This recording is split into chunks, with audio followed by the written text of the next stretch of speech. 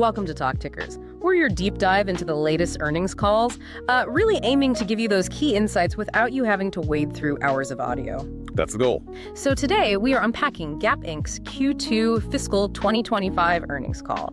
And it presented, well, a really fascinating blend, actually. You've got these strategic brand wins meeting some pretty hefty global economic headwinds. Yeah, it's a story of like resurgence versus reality almost. Yeah. How they're shaping the brands, but also dealing with these big external things. Exactly. We'll break down the numbers, look at what's clicking, what maybe isn't, and what it all means for you listening. Okay, let's kick things off with just a quick look at the headline numbers.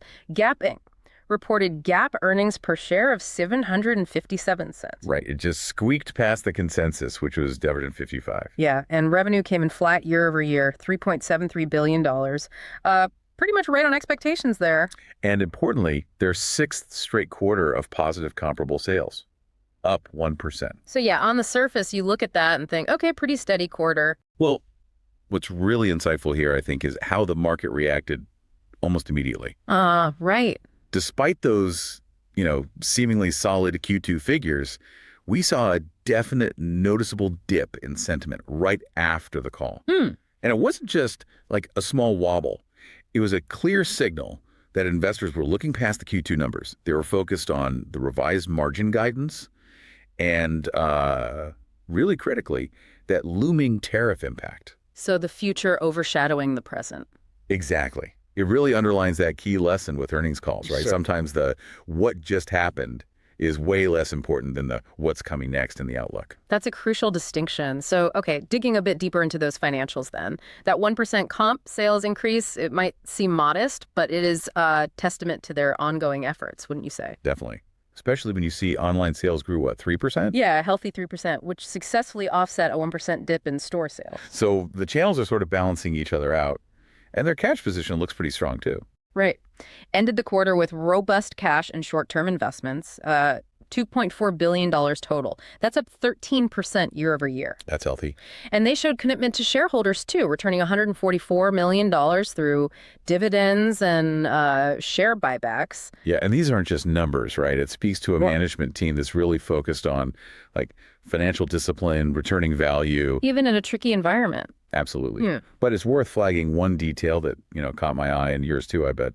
Inventory was up 9% year over year. Right, and management specifically called that out. They did, attributed to accelerated receipts and, importantly, higher costs directly linked to tariffs. And that became a major theme, didn't it? Oh, definitely. A big challenge for their outlook, which we'll circle back to. It's not just random inventory build, it's a strategic move tied to trade issues. Precisely.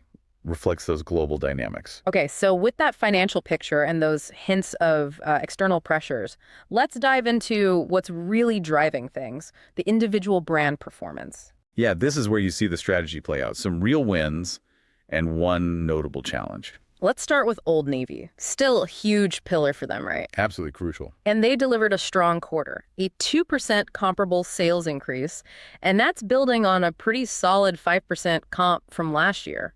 So, real consistency there. They seem to have found a groove. It looks like it. They're showing discipline, focus, especially in key areas like denim. Apparently highest Q2 volume in 10 years for denim. Wow, 10 years. That's significant. Shows they're nailing a core category. And they're tapping into culture, too. That New Moves active campaign with Lindsay Lohan seemed to land well. Yeah, I saw that. And the Disney Summer Americana collection, too. It feels like they know their customer. It really does. These aren't just clothes. They're connecting on trends and, cultural moments. And that denim performance, it suggests they're selling more than just fabric, right? It's that lifestyle, the family appeal. The consistency isn't luck. It feels like disciplined execution, getting the product right, and smart marketing. A repeatable formula, which is tough to find. Especially in this market, yeah. A big achievement for a brand that size. Okay, then there's the Gap brand itself. This turnaround continues to impress. 7th straight quarter of positive comps. Up 4% this time. Yeah, and that Better in Denim campaign with Cat's Eye, it just exploded. Went viral, didn't it? Totally. Like 400 million total views, something like 8 billion impressions. Apparently #1 search on TikTok for a bit. That's incredible reach. Shows they know how to use those platforms now. Oh. And the collaborations, Malburn and Base. Still driving engagement, and importantly, higher average unit retail AUR. So people are paying more per item. which is exactly what you want to see in a turnaround. The Gap brand's resurgence is, well, it's kind of a masterclass in reinvention, isn't it? It seems that way. Using TikTok, collabs, it's reaching younger people, but also playing on its heritage. It's not just selling jeans, it's becoming culturally relevant again. And that AUR lift, critical sign they're moving beyond just discounts. Healthier. Right. Okay, moving to Banana Republic, also positive progress. Steady progress is how I'd put it. A 4% comp increase. Showing good momentum as they try to reestablish themselves as more of a premium lifestyle brand. Yeah, and they're seeing better metrics like consideration, highest in 2 years, apparently. And strengthen women's bottoms, which is a core area for them. It seems like that shift, to more elevated product, a better brand experience, it's starting to resonate. It's a tougher pivot, though, moving up market like that. Oh, definitely. It's a crowded space. But those improving metrics, the category strength, it shows their efforts are gaining some traction. It's slower, maybe more deliberate than Gap brand, but looks like they're finding their path again. Okay, so Old Navy strong, Gap impressive resurgence, Banana Republic steady progress. That brings us to Athleta. Ah, yes. Yeah. The outlier. Definitely. A 9% comparable sales decrease. Management's framing this explicitly as a purposeful reset year. Right, and they brought in new leadership, Maggie Gager, formerly from Nike. So what does this purposeful reset actually mean in practice? And I mean, how tough is it for a big company like Gap Inc. to manage such different stories across its brands? That's a great question. And it's incredibly challenging. Athleta's situation is just starkly different. Right. A purposeful reset. Look, it usually means they're tearing things down to the studs, almost. Product assortment, marketing, brand identity, operations. For Athleta, it probably means figuring out who their core customer really is now, refining their look in a very crowded activewear market. Super competitive. Exactly. And making sure that values-driven mission still connects authentically. Bringing in someone from Nike, like Gager, signals they're serious. They need fresh eyes, deep expertise. And managing these different tracks simultaneously. Monumental task. You usually want one message, right? But here, they're running like multiple turnarounds at once.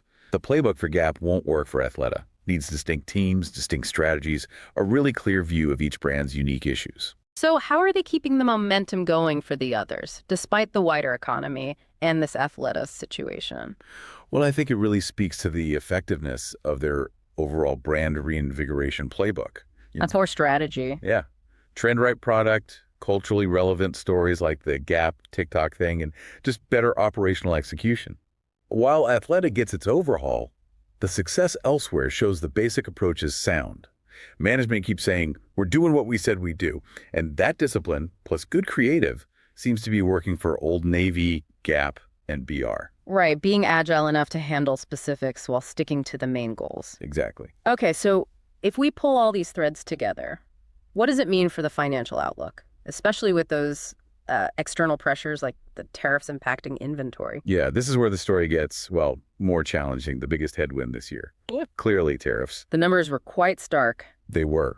Management detailed an estimated net impact of $150 to $175 million for the full fiscal year 2025. To put that in perspective, that's about 100 to 110 basis points shaved off their operating margin. Basically a 1% to 1.1% direct hit to profitability. Just from tariffs. Just from tariffs. Yeah. And for Q3 alone, they're expecting gross margin deleverage, meaning margin shrink by 150 to 170 basis points. Right. And about 200 basis points of that is directly from tariffs. That is a substantial immediate hit. How are they planning to fight back against that? What's the mitigation plan? And is everyone in apparel dealing with this? Yeah, good questions. They are implementing a swift, multi-pronged strategy, adjusting sourcing locations to avoid the highest tariffs, changing some manufacturing processes, tweaking product assortments, and where they can, targeted price increases. Okay. A key long-term move is diversifying their sourcing globally. They have this goal. No single country making up more than 25% of their sourcing by 2026. That's quite specific. Yeah. And aggressive. It is. And yes, this isn't unique to Gap. The whole industry is scrambling to de-risk supply chains, move away from tariff hotspots. But Gap's 25% target is pretty bold. Yeah. It means big investments in new hubs, retraining, maybe some short-term cost hits for that long-term stability. Their scale probably helps there. Definitely helps. They can likely shift faster than smaller companies. Management also sounded, reasonably confident that once tariffs annualize in 2026, it won't cause further operating income declines. They expect to mitigate the full impact over time, maybe improve margins long term. Okay, so bringing all this together, the brand wins, the tariff pain. How does their updated full-year guidance for fiscal 2025 look now? What are the key numbers for sales and those crucial margins? Right, the guidance paints the picture. For fiscal 25, they're sticking with net sales up 1-2% year over year. So top line is consistent. Okay. However, the operating margin outlook is updated, now 6.7% to 7.0%. And that explicitly reflects the tariff impact. So sales holding, but profitability taking a hit for the year. That's the story. Capital spending, $550 million range, so continued investment, and about 35 net store closures as they keep optimizing the footprint. And for Q3 specifically? Q3, they expect net sales up 1.5% to 2.5%. But again, that gross margin deleverage, 150 to 170 basis points, with tariffs being the main driver there, the market's definitely going to be watching those margin numbers very closely next quarter. That initial cautious market reaction, even with the EPS beat, really hammers home the focus on these tariff impacts, doesn't it? What does that wider investor view tell us about balancing internal strength versus these big external pressures? It suggests that, yeah, while the operational side and the brand work look strong, those big external costs and the revised guidance just created a more cautious mood among investors. And it's not just Gap. Not at all. It's a common theme across retail apparel right now. Everyone's grappling with these tariff-driven cost pressures. Everyone's diversifying supply chains. What this really means for you, the listener, is that a company's success today isn't just about selling clothes well. It's increasingly about how good they are at managing geopolitical risk and complex supply chains. Right. This deep dive really shows how strategic shifts and building resilience are now core skills for retailers. Absolutely. Exactly. So why should you care about all this? It's not just numbers. It's about understanding how a company like Gap navigates transforming its brands, building that resilience against unpredictable global trade, and balancing its own strengths with these external forces. It's really a microcosm of what many big companies face now. Well said. Looking ahead, key things to watch.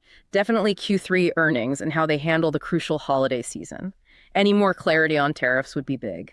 And of course, those early signs of change, product, marketing under the new leadership at Athleta. That's what will show if the long-term vision can beat these immediate challenges. Okay, now for a bit of purely speculative fun. And we have to stress, this is absolutely not financial advice. Okay. Absolutely not. Purely hypothetical. If we were, say, pitching a wild but maybe plausible trade idea based only on this call, what might that look like? Okay. Well, given those really distinct stories from the brands, right? The strong Gap brand versus the struggling Athleta, you could think about a highly directional kind of nuanced strategy. Go on. Imagine a multi-layered bet. Let's say you're fundamentally optimistic about Gap Inc.'s long game. You believe management can mitigate the tariffs, expand margins over, say, 2 or 3 years. Okay, the long-term turnaround story. Right. So maybe you consider buying call options, but with a really long expiry date, like late 2026, maybe even early 2027, betting on that strategic execution eventually winning out. Hitting on the future. Exactly. But simultaneously, you have to acknowledge the immediate pain, right? The tariff hit to margins that's weighing on sentiment now. The Q3 guidance. Precisely. So tactically, you might sell some shorter dated call options, maybe for Q3 or Q4 of this year, 2025. To generate premium. Yeah, generate some premium, help offset the cost of those long dated calls, and kind of hedge against that immediate pressure. It's a complex, right? You're trying to play both the immediate market mood driven by macro stuff and the company's longer term transformation potential. So a bet on strategy beating macro eventually, while hedging the short term. Interesting. Definitely not simple. Definitely not simple and definitely not advice, just an idea based on the conflicting signals in the call. Okay, so to wrap up our deep dive into Gap Inc.'s Q2 fiscal 2025 earnings, the core takeaway. A company showing really impressive brand work and financial discipline across most of its portfolio.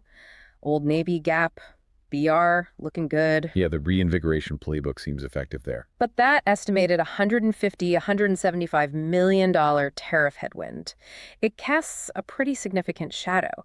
You've got to keep a keen eye on their mitigation strategies. That 25% sourcing goal is key. And of course, Athleta. watching for signs of that turnaround taking hold under new leadership. Absolutely. It's just a powerful illustration of how companies today have to juggle internal transformation while navigating this really volatile global economic scene. And once again, please remember, anything we discussed here is purely for informational and entertainment purposes. It should absolutely not be considered financial advice. Please do your own research. Always. Thanks for joining us on Talk Tickers. What stood out to you from GAAP Inc.'s quarter? How do you see them navigating these choppy waters? We'd genuinely love to hear your thoughts.